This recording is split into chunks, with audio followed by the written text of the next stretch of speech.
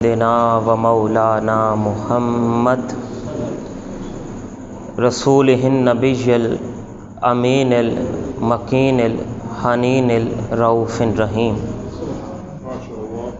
اما بعد فاعوذ باللہ من الشیطان الرجیم، بسم اللہ الرحمن الرحیم۔ قل انما انا بشر مثلکم، وقال اللہ تعالی فی مقام آخر وَإِنَّكَ لَعَلَىٰ خُلُقٍ عَظِيمٍ، وقال اللہ تبارک و تعالی ان اللہ وملائکتہ یصلون علی النبی یا ایہا الذین آمنوا صلوا علیہ وسلموا تسلیما۔ الصلاۃ والسلام علیک یا رسول اللہ وعلی آلک واصحابک یا حبیب اللہ۔ الصلاۃ والسلام علیک یا نبی اللہ وعلی آلک واصحابک یا محبوب اللہ۔ کروں تیرے نام پہ جاں فدا، نہ بس ایک جاں دو جہاں فدا، دو جہاں سے بھی نہیں جی بھرا، کروں کیا کروڑوں جہاں نہیں۔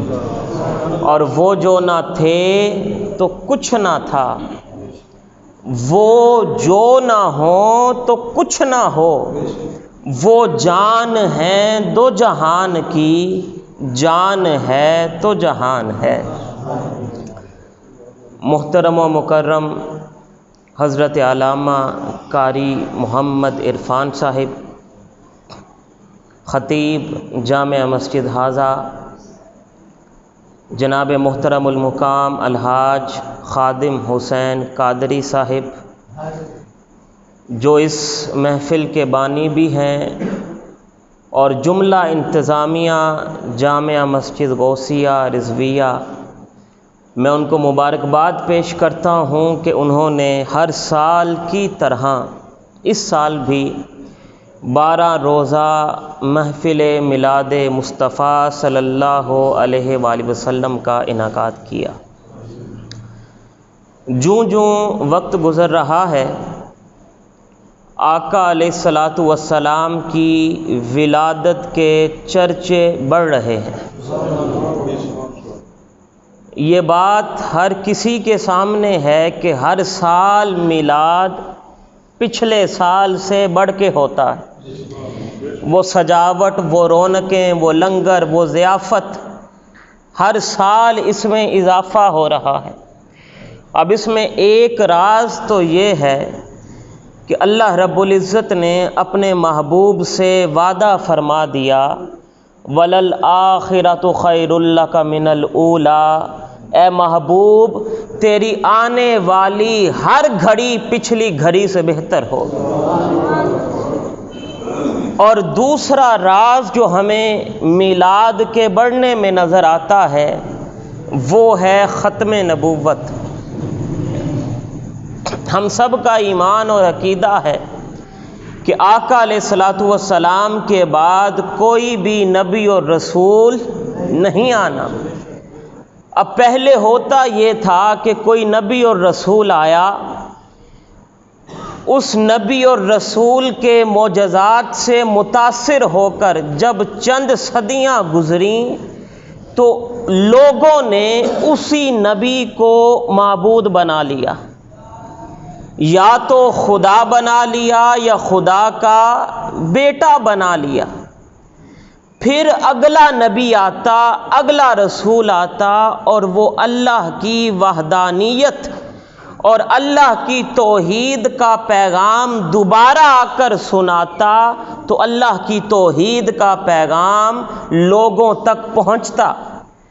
اب آقا علیہ الصلاۃ والسلام کی ذات کے بعد کوئی نبی اور رسول نہیں آنا، لیکن ہر سال میلاد کا ہونا ہمیں یہ پیغام دیتا ہے کہ اے لوگو، اپنے نبی کا میلاد منانے والوں جان لو تمہارا نبی جس کی ولادت ہوئی وہ خدا نہیں تھا۔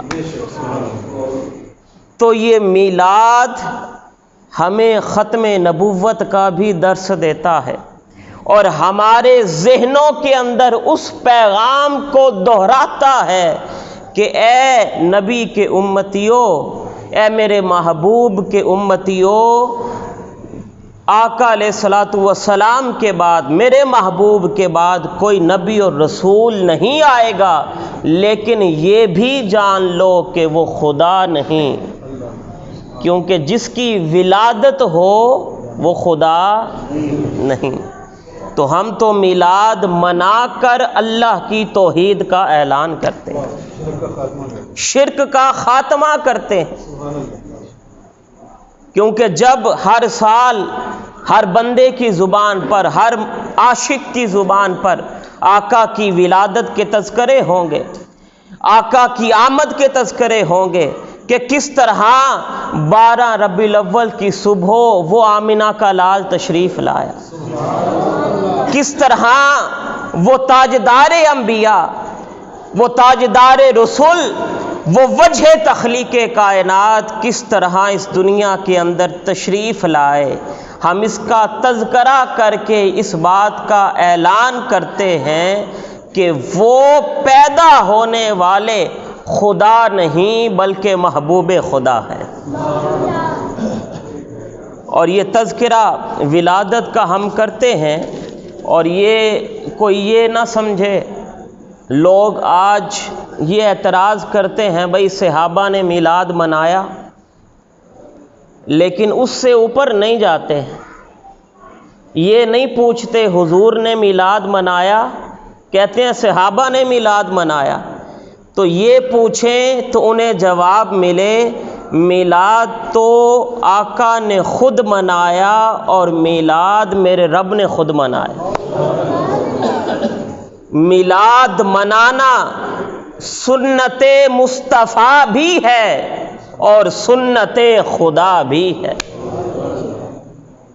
اور میلاد منانا، جس طرح درود و سلام ہم آقا کی ذات پر بھیجتے ہیں، تو درود و سلام ایک ایسی عبادت ہے کہ جو کبھی بھی رد نہیں ہوتی، آپ جیسے مرضی پڑھیں، جس وقت مرضی پڑھیں، جس حالت میں پڑھیں، درود و سلام قبول ہی قبول ہوتا ہے۔ اور حتیٰ کہ فرمایا باقی عبادتیں کوئی ریاکاری کر کے پڑھے، نماز پڑھے دکھلاوے کے لیے، روزہ رکھے دکھلاوے کے لیے، کوئی ریاکاری کے لیے عبادت کرے تو وہ عبادت قبول نہیں ہوتی، لیکن درود و سلام ایک ایسی عبادت ہے کہ کوئی ریاکاری کے لیے بھی پڑھے پھر بھی رد نہیں ہوتی۔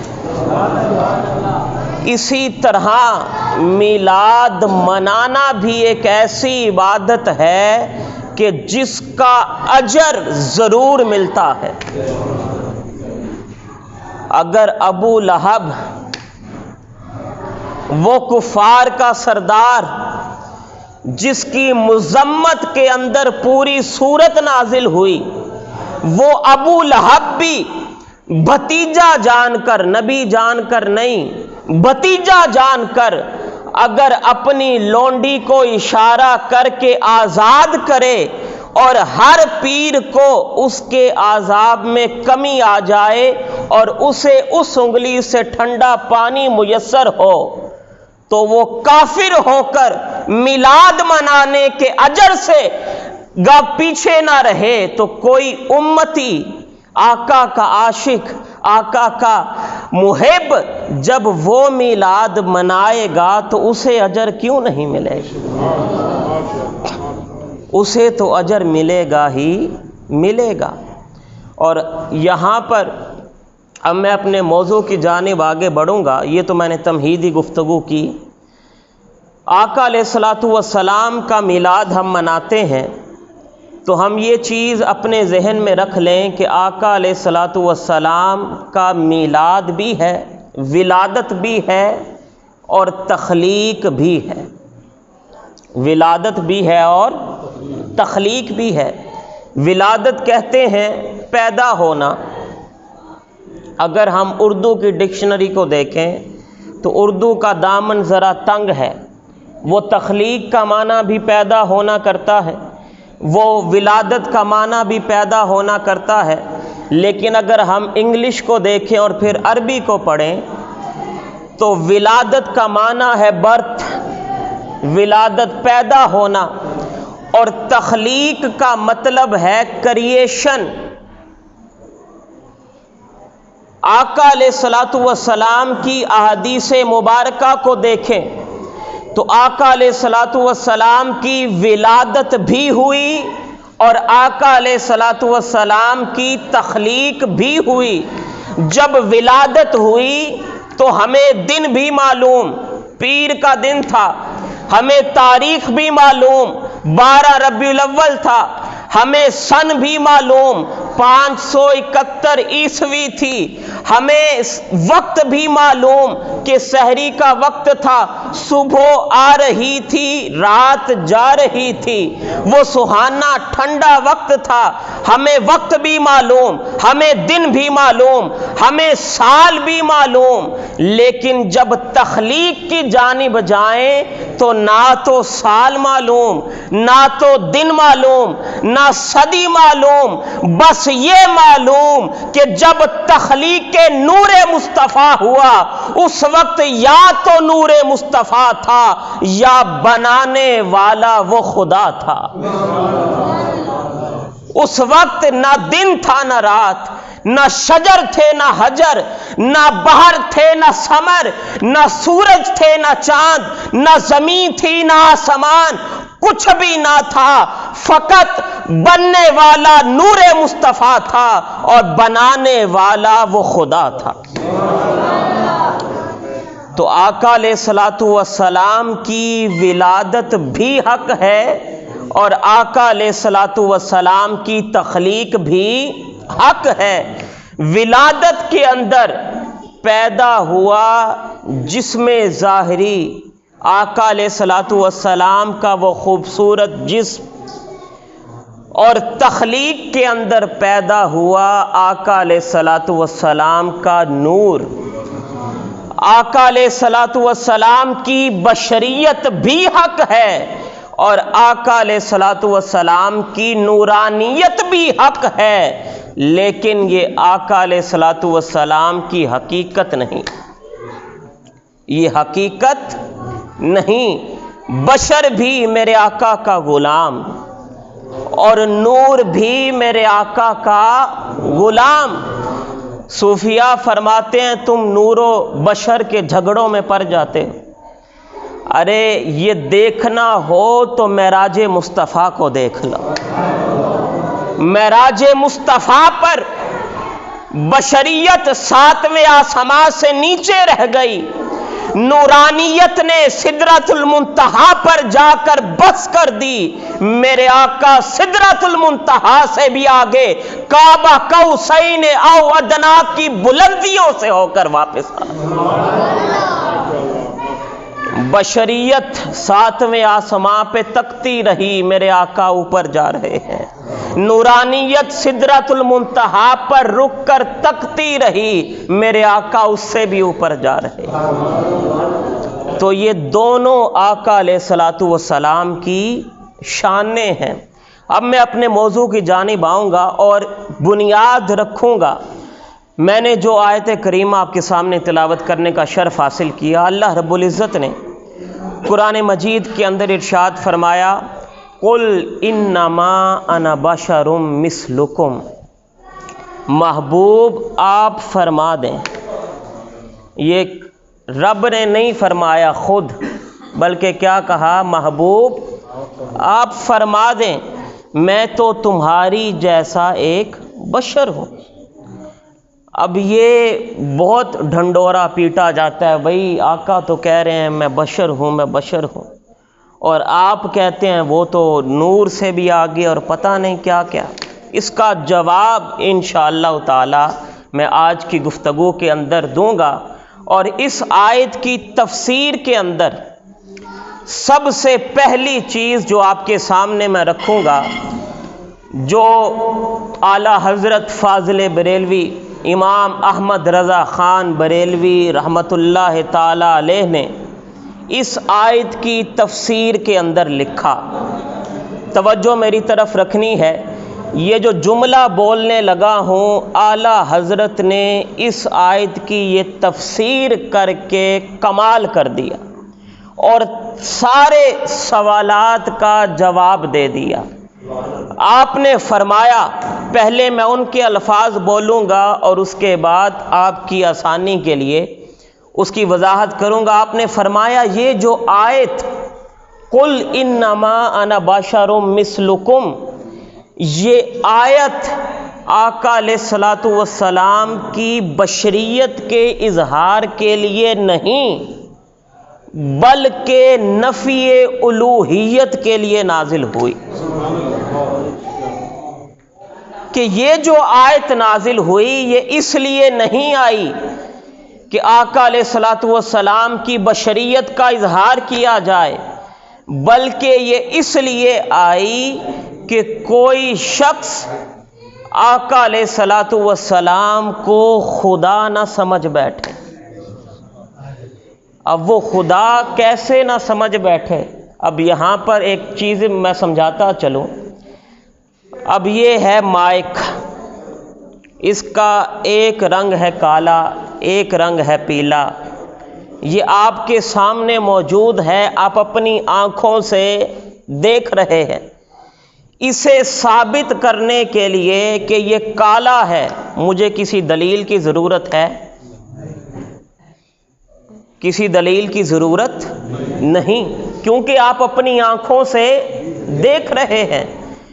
اب وہ اللہ کے محبوب جن کا پیکر بشری، جن کا لڑکپن، جن کا بچپن، جن کا اٹھنا بیٹھنا، جن کا چلنا پھرنا سب کچھ صحابہ کرام اور کفار و مشرکین کے سامنے تھا، کیا ان کو یہ بتانے کی ضرورت تھی کہ یہ تو بشر ہے؟ کیا یہ بتانے کی ضرورت تھی؟ وہ تو پہلے ہی بشر ہیں، نظر آ رہا ہے ان کے ہمارے طرح نہیں، وہ تو اور ہیں، ہاتھ بھی ہیں، پاؤں بھی ہیں، ان کا جسم اقدس بھی ہے، ان کی یہ شان بتانے کی ضرورت تھی؟ کیونکہ وہ تو سب کے سامنے ہے، بشر ہے۔ یہ آیت کا نزول کس وجہ سے ہوا؟ یہ آیت کا نزول اس وجہ سے ہوا کہ جب وہ آمنہ کا چاند پنگھوڑے میں لیٹا تھا تو وہ جس انگلی سے اشارہ ادھر کو کر رہے ہیں چاند ادھر ہو جاتا ہے، اشارہ ادھر کو کر رہے ہیں چاند ادھر ہو جاتا ہے۔ دیکھنے والے نے سوچا تو ہوگا یہ ہے تو بشر، لیکن کام بشر والے نہیں، یہ ہے تو بشر لیکن کام بشر والے نہیں۔ جب آقا کے پاس وہ کافر آیا اور اس نے کہا کہ میں کلمہ تب پڑھوں گا جب یہ شجر آپ کے حق ہونے کی گواہی دے، آقا علیہ الصلوۃ والسلام نے اس شخص کو کہا، خود بھی نہیں فرمایا، خود اس درخت کو حکم نہیں دیا، اس شخص کو کہا کہ جاؤ اور اس درخت کو جا کر کہو محمد الرسول اللہ بلا رہے۔ جب اس نے اتنا جا کر کہا تو اس نے اپنی ٹہنیوں کو ہلانا شروع کیا، اپنی جڑوں کو اکھاڑنا شروع کیا، وہ اپنی جگہ سے اکھڑا اور آقا علیہ الصلوۃ والسلام کی بارگاہ میں جا کے سجدہ ریز ہو گیا۔ اب جب اس نے یہ دیکھا ہوگا کہ یہ ہے تو بشر مگر کام بشر والے نہیں، جنگ ہو رہی ہے، میدان جنگ ہے، نیزہ لگا، ایک صحابی کی آنکھ نکل گئی، وہ آقا کی بارگاہ میں حاضر ہوا، آقا علیہ الصلوۃ والسلام نے لعاب دہن لگایا، آنکھ جوڑ دی، کوئی سرجری نہیں کی، کوئی اینٹی بائیوٹک نہیں لگائی، کوئی کچھ بھی نہیں کیا، لعاب لگایا اور آنکھ صحیح سلامت۔ ان صحابی سے جب وہ طویل العمر ہو گئے نا، بوڑھے ہو گئے، ان سے کسی نے پوچھا بھئی نظر صحیح آتا ہے؟ تو انہوں نے جواب دیا جو میری اصل آنکھ تھی نا، جو سلامت تھی، اس سے تو کم نظر آتا ہے، لیکن جو میرے محبوب نے اپنے لعاب سے جوڑی تھی اس سے آج بھی بالکل صاف نظر آتا ہے، اس سے آج بھی بالکل صاف نظر آتا ہے۔ جب لوگوں نے یہ دیکھا ہوگا تو سوچا تو ہوگا یہ ہے تو بشر مگر کام بشر والے۔ جب انہوں نے دیکھا ہوگا کہ آقا اشارہ کرتے ہیں اور چاند دو ٹکڑے ہو جاتا ہے، جب انہوں نے دیکھا ہوگا میرے آقا انگلی کا اشارہ کرتے ہیں، سورج پلٹ کر واپس آ جاتا ہے، تو انہوں نے سوچا تو ہوگا یہ ہے تو بشر مگر کام بشر والے۔ تو اس سے آقا علیہ الصلوۃ والسلام کو اللہ رب العزت نے معجزات اتنے دیے۔ اللہ رب العزت نے حضرت عیسیٰ کو معجزات دیے، 5 معجزات قرآن کے اندر ذکر آئے، 5 معجزات عطا کیے۔ ان معجزات کو دیکھ کر انہوں نے حضرت عیسیٰ علیہ السلام کو خدا کا بیٹا بنا لیا۔ اس سے پیچھے چلے جائیں تو ہر نبی کو چند معجزات ملے، ان چند معجزات سے متاثر ہو کر لوگ اس نبی کو خدا سمجھ بیٹھتے تھے۔ اللہ رب العزت نے فرمایا اے محبوب، جن نبیوں کو دیے میں نے چند معجزے، ان کی امتوں نے تو صدیاں گزرنے کے بعد ان کو خدا بنا لیا، لیکن اے محبوب تیری ذات تو سراپا معجزہ ہے۔ تیرا اٹھنا بیٹھنا معجزہ، تیرا چلنا پھرنا معجزہ، تیرا سونا جاگنا معجزہ، تیرا بولنا معجزہ، تیرا کھانا معجزہ، تیری ہر چیز معجزہ۔ میں نے تجھے سراپا معجزہ بنا کر بھیجا۔ اگر میں یہاں پر یہ نہ بتاؤں کہ محبوب تو ہے تو بشر، تو ہے بشر، اگر میں یہاں پر یہ نہ بتاؤں تو کہیں تمہارے امتی بھی وقت گزرنے کے بعد تمہیں خدا نہ بنا، وقت گزرنے کے بعد خدا نہ بنا لیں۔ تو اس لیے اس آیت کو نازل فرمایا۔ لوگوں نے سوچا ہوگا یہ ہے کام تو کس کے ہیں؟ خدا کے۔ اب اس کی ایک دلیل دیتا چلوں۔ حضرت ابراہیم علیہ السلام اللہ کے جلیل القدر نبی، آقا علیہ الصلوۃ والسلام کے جد الانبیاء، حضرت ابراہیم علیہ السلام کا جب نمرود سے مکالمہ ہوا، اور جب نمرود سے مکالمہ ہوا تو اس نے دلائل مانگے۔ حضرت ابراہیم علیہ السلام نے فرمایا میرا رب وہ ہے کہ جو زندگی بھی دیتا ہے اور موت بھی دیتا ہے۔ نمرود نے کہا اچھا تمہارا رب وہ ہے؟ اس نے کیا کیا کہ ایک قیدی جسے سزائے موت ہو چکی تھی، اس نے اس کی رہائی کا حکم دے دیا، اور ایک آزاد شخص جو چلتا پھرتا تھا اسے قید کر کے سزائے موت دے دی۔ اس نے کہا زندگی میں بھی دیتا ہوں، موت میں بھی دیتا ہوں۔ حضرت ابراہیم علیہ السلام نے دوسری دلیل دی، فرمایا میرا رب وہ ہے جو مشرق سے سورج کو نکالتا ہے اور مغرب میں غروب کرتا ہے۔ اگر تمہاری خدائی کا دعویٰ سچا ہے تو یہ کر کے دکھاؤ۔ اب اس نے یہ تو نہ کر سکا، اور جب دلائل ختم ہو جائیں تو پھر دہشت گردی شروع ہو جاتی ہے۔ یہ ہمارے استاد محترم قبلہ نواز ظفر صاحب فرماتے تھے جب دلائل ختم نہ ہونا، دلائل ختم ہو جائیں، بندے کے پاس اپنی بات ثابت کرنے کے لیے کوئی چیز نہ رہے تو دہشت گردی شروع ہو جاتی ہے۔ اس نے بھی پھر دہشت گردی کی اور نعرے نمرود تیار کر دی۔ اب یہ واقعہ قرآن میں آیا، صحابہ کرام نے سنا، صحابہ کرام نے مستحزن کیا۔ اب جب یہ موقع آیا کہ حضرت علی کرم اللہ تعالی وجہ الکریم آپ کی عصر کی نماز قضا ہو گئی، آپ کی عصر کی نماز قضا ہو گئی۔ اب ادھر فرمایا تھا کہ رب وہ ہے جو مغرب میں سورج غروب کرتا ہے اور سورج مشرق سے ابھارتا ہے۔ اگر تم رب ہو تو کیا کرو، مغرب سے سورج کو واپس پلٹا کے دکھاؤ۔ اب جب حضرت علی کی نماز قضا ہوئی تو آقا علیہ الصلوۃ والسلام نے انگلی سے اشارہ کیا، مغرب میں ڈوبا ہوا سورج واپس آ گیا۔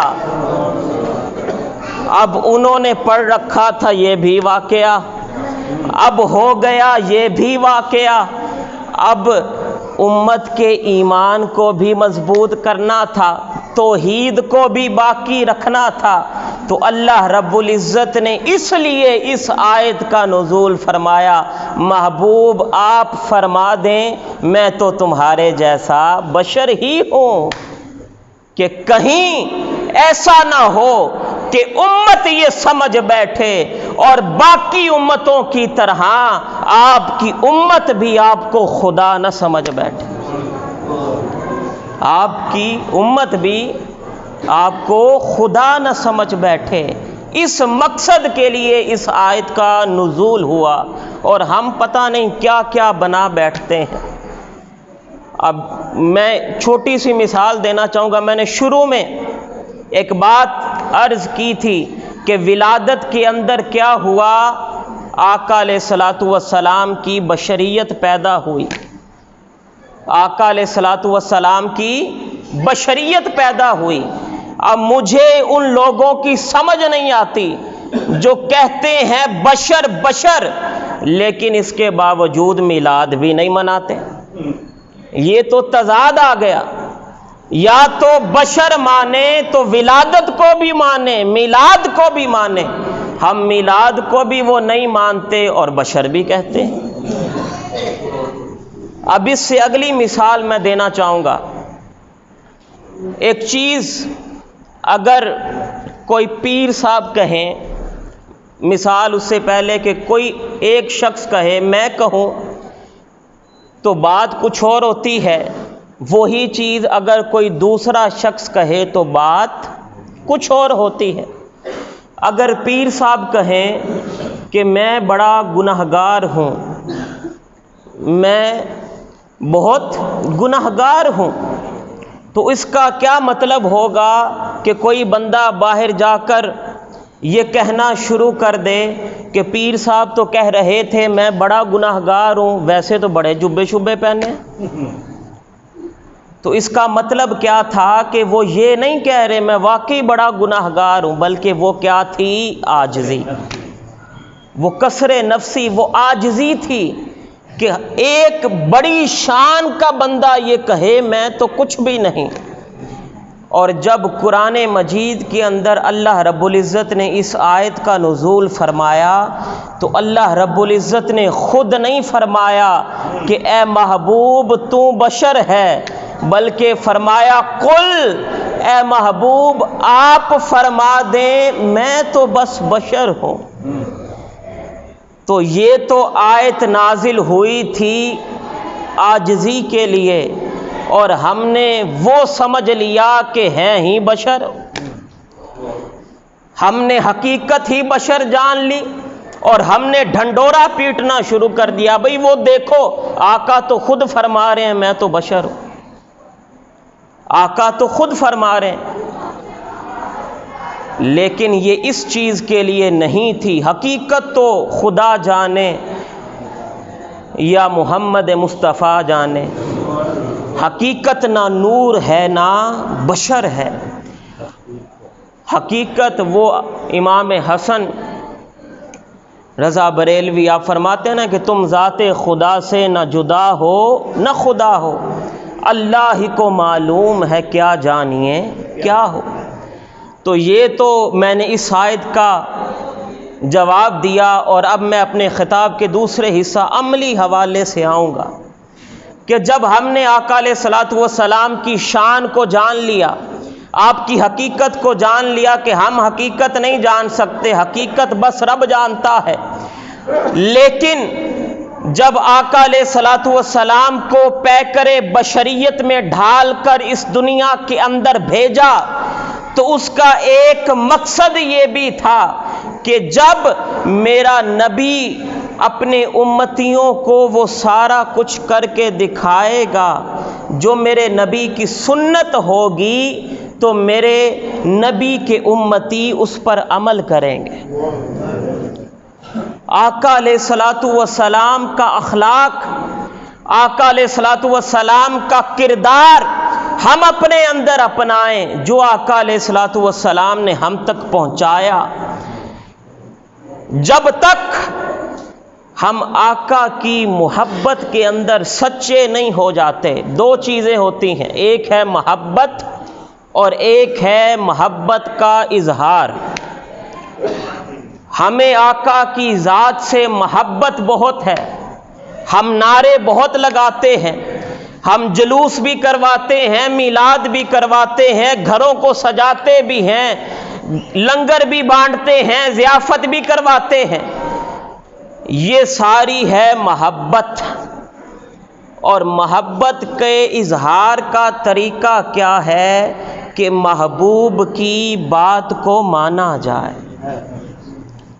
محبوب کی بات کو، آپ کا دنیا میں محبوب ہو کوئی، آپ اس سے کہیں میں بڑی محبت کرتا ہوں، لیکن اس کی بات نہ مانے، وہ کیا کہے گا؟ چنگا محبوب ہے، کہتے تو ہو محبت کا دعویٰ ہے لیکن بات نہیں مانتے۔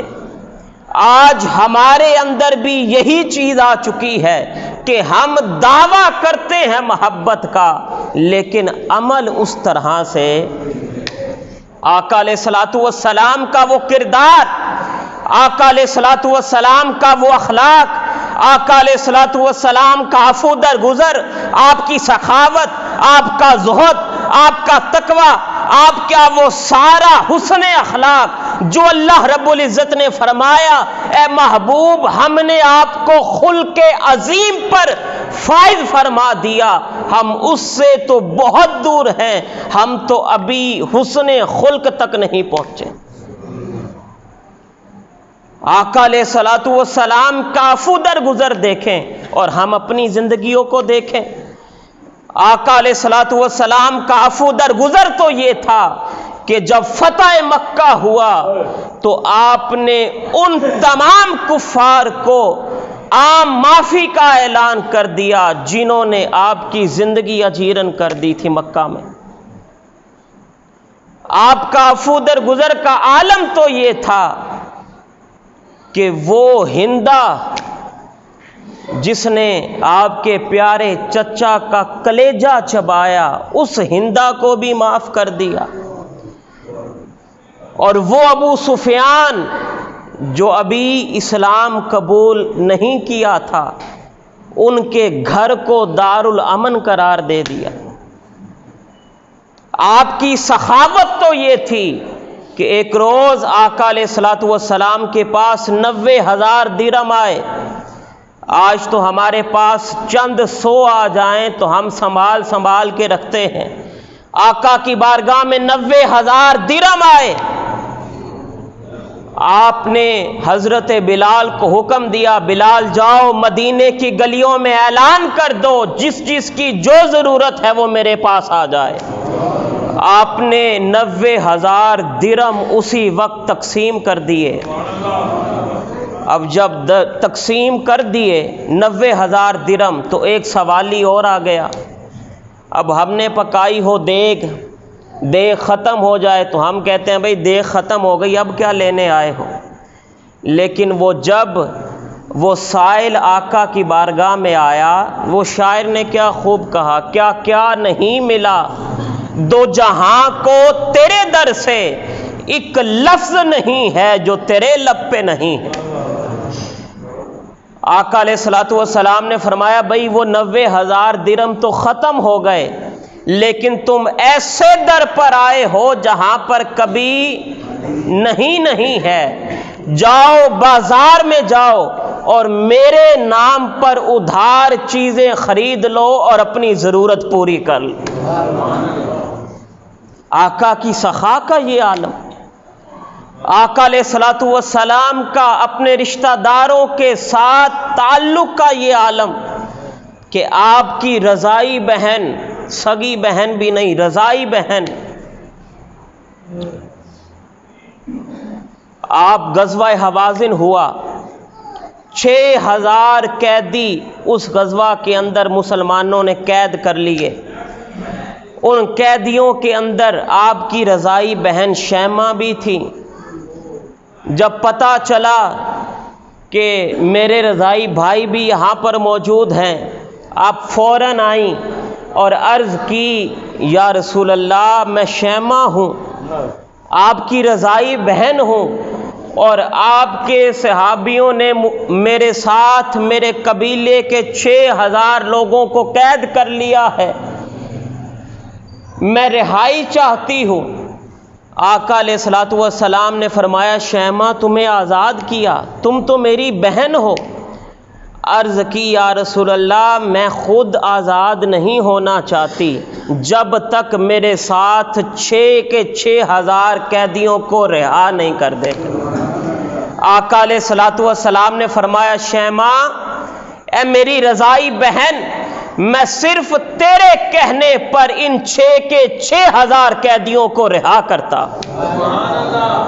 اور آج ہمارا اپنی بہنوں کے ساتھ سلوک کہ کوئی رشتہ نہ ملے تو ہم کہتے ہیں بھئی جینا مرنا ختم، چھوٹی چھوٹی بات پر جھگڑے۔ آقا کا کردار تو یہ ہے کہ آپ نے 6000 قیدیوں کو رہا کر دیا اور ہم چھوٹی چھوٹی بات پر جھگڑے شروع کر دیں، رشتے ختم کرنا شروع کر دیں۔ تو خدا را آقا علیہ الصلوۃ والسلام کو اپنے بچوں کے سامنے رول ماڈل کے طور پر پیش کریں۔ کل میں ایک ویڈیو دیکھ رہا تھا، کس طرح لوگ ہمارے آج کی نوجوان نسل کے ایمان کو برباد کر رہے ہیں۔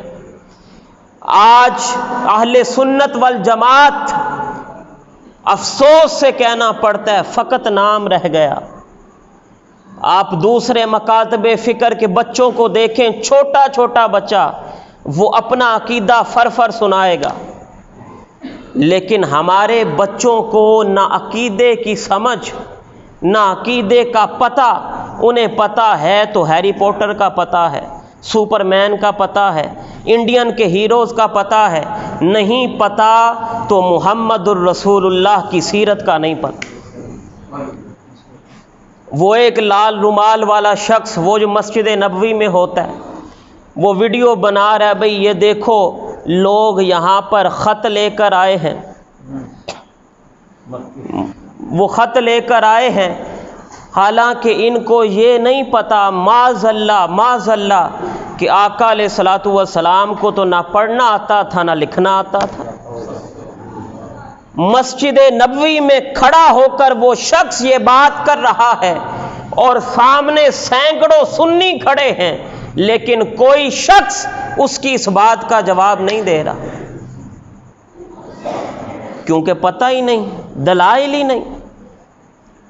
آقا علیہ الصلوۃ والسلام کی شان کا عالم تو یہ ہے کہ جب آقا علیہ الصلوۃ والسلام ایک قبر سے گزر رہے تھے، آپ صلی اللہ علیہ وسلم نے ایک درخت کا تنا لیا، اس کو توڑا اور ایک قبر کے دہانے پر رکھ دیا، دوسری قبر کے دہانے پر نصب کر دیا۔ صحابہ کرام نے عرض کی، یا رسول اللہ صلی اللہ علیہ وسلم، آپ نے یہ عمل کیوں فرمایا؟ آقا علیہ الصلوۃ والسلام نے فرمایا، اس قبر کے اندر جو شخص تھا اسے عذاب ہو رہا تھا، اور اس کا عذاب کی وجہ اس کے برے اعمال تھے، میں نے یہ درخت کا تنا اس کی قبر پر لگا دیا، یہ درخت کا تنا اللہ کی حمد بیان کر رہا ہے، جب تک یہ حمد بیان کرتا رہے گا اللہ کا عذاب اس سے دور رہے گا۔ اب جو نبی یہ بھی سن رہا ہے کہ درخت کا تنا اللہ کی حمد بیان کر رہا ہے، جو نبی یہ بھی دیکھ رہا ہے کہ ہم تو مٹی دیکھ رہے ہیں کہ مٹی کے نیچے عذاب ہو رہا ہے، اور جو نبی یہ بھی جانتا ہے کہ اس عذاب کی وجہ کیا ہے، تو وہ نبی کیا پڑھنا لکھنا نہیں جانتا؟ ہماری نسلوں کے ایمان کو برباد کیا جا رہا ہے۔ اب پیغام کی جانب آؤں گا۔ آقا علیہ الصلوۃ والسلام نے فرمایا اپنی اولاد کو 3 چیزیں سکھاؤ۔ اپنی اولاد کو کتنی چیزیں سکھاؤ؟ 3۔ میں نے جو شان بیان کی، میں نے جو اخلاق بیان کیے، میں نے جو فضائل بیان کیے، وہ سب آقا علیہ الصلوۃ والسلام کی شانیں ہیں، ہم سنتے رہتے ہیں، لیکن آج اپنے ساتھ یہ 3 چیزیں لے کر جائیں۔ کتنی چیزیں لے کر جانی ہیں؟ 3۔ فرمایا ادبوا اولادکم، اپنی اولاد کو کی تربیت کرو 3 چیزوں پر۔ پہلی چیز کیا ہے؟ قراءۃ القرآن۔ اپنی اولاد کو کیا سکھاؤ؟ قرآن سکھاؤ۔ اپنی اولاد کو کیا سکھاؤ؟ کیا ہم آج اس طرح اپنی اولاد کو قرآن سکھا رہے ہیں؟ آج ہم کیا کرتے ہیں؟ ہمارے پاس وقت بہت ہے، لیکن ہر بندہ کہتا ہے میں بڑا مصروف ہوں۔ ہمارے پاس وقت ہے فیس بک دیکھنے کے لیے، ہمارے پاس وقت ہے ٹک ٹاک دیکھنے کے لیے، انسٹاگرام دیکھنے کے لیے، سوشل میڈیا ایپس یوز کرنے کے لیے۔ میں حیران ہوں، یہ پچھلے دنوں یہ بیماری ٹک ٹاک ایک بند ہو گئی چند دنوں کے لیے، تو پورے پاکستان کے اندر کے نوجوانوں کے اندر ایک عجیب کی کشمکش پیدا ہو گئی، اور انہوں نے وی پی این ایک سافٹ ویئر ہوتا ہے، اس کے تھرو جو بھی جائز ناجائز چیز ہے ہر چیز چل جاتی ہے، انہوں نے وہ ڈاؤن لوڈ کرنا شروع کر دیے، ٹک ٹاک بند نہ ہو۔ لیکن کیا کبھی ہم نے قرآن کو کھولنے کے لیے اتنی جد و جہد کی؟ کبھی آقا کی سیرت کو سمجھنے کے لیے اتنی جد و جہد کی؟ افسوس کے ساتھ کہنا پڑتا ہے آج ماں باپ یہ خواہش کرتے ہیں میرا بیٹا ڈاکٹر بنے، میرا بیٹا انجینئر بنے، میرا بیٹا وکیل بنے، وہ سیاستدان بنے، وہ بیوروکریٹ بنے، بڑا کچھ بنے، لیکن آج تک میں نے نہیں دیکھا کسی شخص نے اس چیز کا اظہار کیا ہو کہ میرا بیٹا اللہ کا ولی بنے، میرا بیٹا اپنے رسول کا غلام بنے، میرا بیٹا میری بیٹی اپنے رسول کی سچی عاشق بنے۔ کبھی نہیں سوچا۔ آقا علیہ الصلوۃ والسلام نے فرمایا پہلی چیز جو اپنی اولاد کو سکھاؤ وہ قرآن ہے۔ دوسری چیز جو اپنی اولاد کو سکھاؤ وہ حب رسول ہے۔ آقا علیہ الصلوۃ والسلام کی محبت سکھاؤ، آقا علیہ الصلوۃ والسلام کا پیار سکھاؤ، آقا علیہ الصلوۃ والسلام کے ساتھ ادب کرنا سکھاؤ، آقا علیہ الصلوۃ والسلام کی ذات کے ساتھ عشق کرنا سکھاؤ۔ یہ دوسری چیز اپنی اولاد کو سکھاؤ۔ اور تیسری چیز جو آقا علیہ الصلوۃ والسلام نے فرمایا اپنی اولاد کو حب اہل بیت سکھاؤ، میری آل کی محبت سکھاؤ۔ تو ہم آج ان تینوں چیزوں میں بہت پیچھے ہیں۔ ان چیزوں میں پیچھے ہونے کی وجہ کیا ہے کہ ہم یہ تینوں چیزیں خود نہیں سیکھتے۔ جب خود نہیں سیکھتے تو اولاد کو کیا سکھانا؟ تو آج ہی عزم کر کے جائیں. یہ میلاد منانا، یہ کمکمے لگانا، یہ گھروں کو سجانا، یہ ضیافتوں کا اہتمام کرنا، یہ لنگر پکانا، یہ سب کچھ آقا علیہ الصلوۃ والسلام کی محبت کی جانب لے کر جاتا ہے. یہ اپنی اولادوں کے اندر منتقل کریں اور انہیں بتائیں کہ میلاد کیوں منایا جاتا ہے، انہیں بتائیں کہ گھروں کو کیوں سجایا جاتا ہے. یہ سجانا، یہ منانا فقط اس لیے ہے کہ جب قبر کے اندر جائیں گے تو 3 سوال ہوں گے. آخری بات عرض کروں گا، کتنے سوال ہوں گے؟ امام بخاری نے لکھا 1 سوال ہوگا،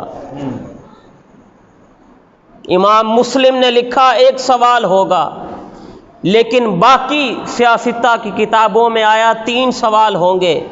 اگر ہم اس کو جمع کریں تو میں اس کی مثال اس طرح دینا چاہوں گا. آج پیپر آتا ہے، پرچہ آتا ہے، اس پہ لکھا ہوتا ہے مندرجہ ذیل 7 سوالوں میں سے 5 سوالات کے جوابات مطلوب ہیں. پہلا سوال لازمی ہے، پہلا سوال لازمی ہے. اسی طرح قبر کے امتحان میں 3 سوال ہوں گے، 2 سوالات کے جوابات اختیاری ہیں، تیسرا سوال لازمی ہے. پہلا سوال کیا ہوگا؟ تمہارا رب کون ہے؟ ہم کیا کہیں گے؟ ربی اللہ، ہمارا رب اللہ ہے. دوسرا سوال ہوگا تمہارا دین کیا ہے؟ ہم کیا کہیں گے؟ انشاءاللہ کہیں گے دینی الاسلام، ہمارا دین کیا ہے؟ اسلام ہے. تیسرا اور آخری سوال پوچھا جائے گا اور لازمی سوال پوچھا جائے گا، ما کنت تقول فی حق ھذا رجل محمد، کہ تم اس ہستی محمد الرسول اللہ کے بارے میں دنیا میں کیا کہا کرتے تھے. یہ نہیں پوچھا جائے گا آج کیا کہتے ہو، یہ پوچھا جائے گا دنیا کے اندر جب تھے تو میرے محبوب کی شان کو بڑھایا کرتے تھے یا گھٹایا کرتے تھے، میرے محبوب کی شان کے ڈنکے بچایا کرتے تھے یا نقص نکالا کرتے تھے، میری محبوب کی شان کو بڑھا کر بیان کیا کرتے تھے یا چھوٹی چھوٹی باتوں پر یہ کہتے تھے وہ تو بشر ہیں، ان کو تو دیوار کے پار کا علم نہیں، معاذ اللہ ان کے پاس تو یہ بھی نہیں تھا، یا یہ کہا کرتے تھے وہ تو اللہ کے محبوب تھے، وہ تو تمام خزانوں کو تقسیم کرنے والے تھے، وہ تھے جو والضحیٰ کی زلفوں والے تھے، وہ تھے جو ید اللہ کے ہاتھوں والے تھے، وہ تھے جو کہ ما زاغ البصر وما طغیٰ کی آنکھوں والے تھے. ان کی شان کو بڑھا کر بیان کیا کرتے تھے یا گھٹایا کرتے. تو اگر تو ہم شان بیان کرنے والے ہوں گے اور آقا کی ذات کی شان بڑھانے والے ہوں گے تو کوئی بعید نہیں کہ آقا خود فرما دیں، اے فرشتوں اس سے نہ پوچھو کہ میں کون ہوں، میں بتاتا ہوں یہ میرا وہ امتی ہے جو میلاد منایا کرتا تھا، یہ میرا وہ امتی ہے.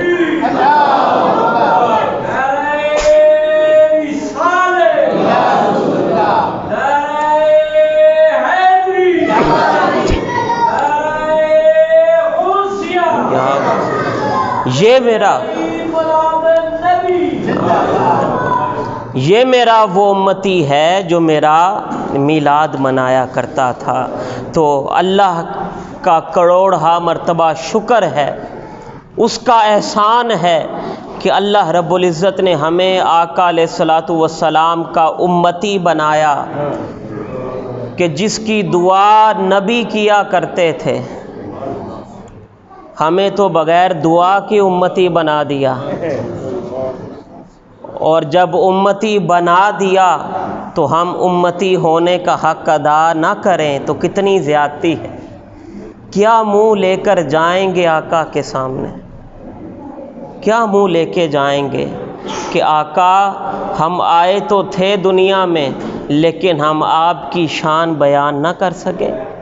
ہم آپ کے اخلاق پر عمل نہ کر سکیں، ہم اپنی اولادوں کو آپ کا سچا عاشق نہ بنا سکے، کیا منہ لے کے جائیں گے؟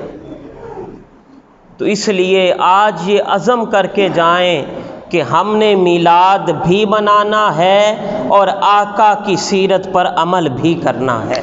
اللہ رب العزت سے دعا ہے کہ وہ ہمیں آقا علیہ الصلوۃ والسلام کا سچا عاشق بننے کی توفیق عطا فرمائے اور آقا علیہ الصلوۃ والسلام کی سیرت پر عمل کرنے کی توفیق عطا فرمائے اور اسے اپنے بچوں کے اندر منتقل کرنے کی توفیق عطا فرمائے۔